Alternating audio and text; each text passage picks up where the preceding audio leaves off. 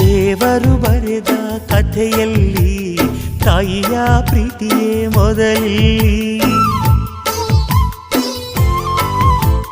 ಹೆತ್ತವಳು ಬರೆದ ಕಥೆಯಲ್ಲಿ ಕಂದನ ಪ್ರೀತಿಯೇ ಮೊದಲಿಲ್ಲಿ.